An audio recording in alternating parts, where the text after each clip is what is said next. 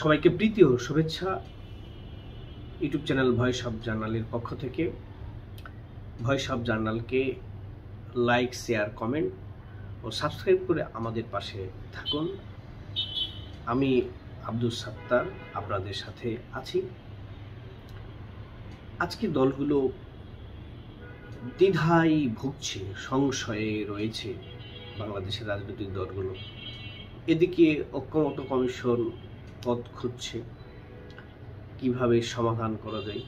তারা এই জুলাই সনদ নিয়েই এই কমিশন ৬৮ দিন কার্যদিবস অতিবাহিত করেছে, কিন্তু কোনো সমাধানে আসতে পারেনি। আরও সময় নিয়েছে ১ মাস। আর সরকার, ইন্টারিম গভর্নমেন্টের সরকার বেকায়দায়ী।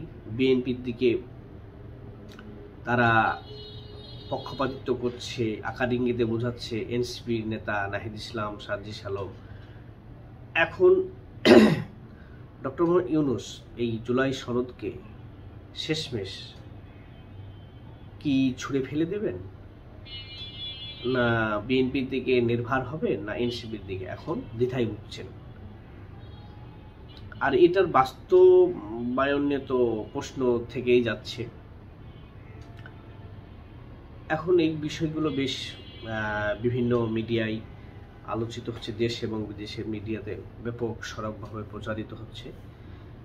আসলে যেটা এনসিপি মনে করছে যে এই জুলাই সনদ আইনি ভিত্তিতে দাঁড় করাতে হবে, তারপরে ৭২-এর সংবিধান বাতিল করতে হবে, নতুন সংবিধান।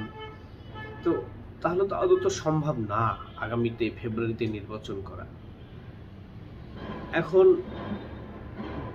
বিএনপি আর এনসিপি, জামাত এখন একে অপরের মধ্যে যে কাদা ছড়িয়ে করছে তারা নিজেদের মধ্যে, এতে করে বোঝা যায় এটা কি একটা মেটিকুলাস ডিজাইনের অংশ, না এটা টালবাহানা, না দর কষাকষি, কে কত আসন নেবে ভাগ বাটোয়ারার, না অন্য কিছু।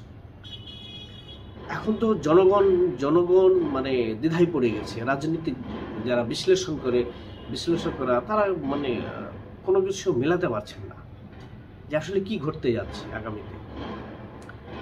আর এদিকে তো সেনাবাহিনী কি করবে, অনেকে বলছেন সেনাবাহিনী চলে এলো, আর্মি ব্যাক গভর্নমেন্ট। এখন তারপরে তো এনসিপিও আর্মির বিরুদ্ধে লেগে গেছে, ডিজিএফআইকে গুড়িয়ে দেওয়া হবে, ভেঙে ফেলা হবে। এ তো আমরা শুনেছি এনসিপির হাসান আবদুল্লাহর বক্তব্য থেকে। যুব শক্তি একটি প্রোগ্রামে ভাষণ দেওয়ার সময় তিনি সব কথা বলেন। এখন শেষ দেখার বিষয় কি, আপনারা সবাই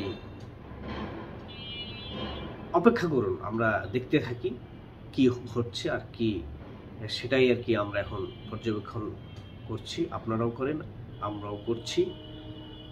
সবাই ভালো থাকুন, সুস্থ থাকুন। আসসালামু আলাইকুম।